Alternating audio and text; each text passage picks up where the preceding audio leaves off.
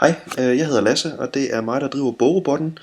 Jeg vil bare lige vise dig, hvordan du installerer vores nye supersøger, sådan så du kan sammenligne bogpriser på de forskellige hjemmesider, du besøger. Det du gør, det er, at du går ind på www.bogrobotten.dk, klikker du på supersøger, og der er sådan en kort introduktion i, hvordan du installerer den.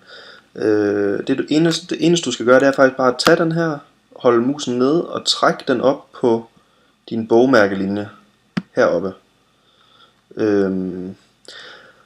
Nu kan du så gå ind på en hvilken som helst hjemmeside, og for eksempel Amazon. Når du så har fundet en bog, du gerne vil sammenligne bogpriser på, så klikker du bare på tjek bogpriser her,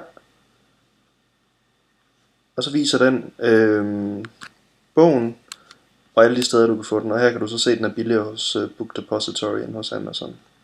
Så det er sådan set det. Gå ind på Bogrobotten, klik på supersøger og træk knappen op i bogmærkelinjen. Rigtig god fornøjelse.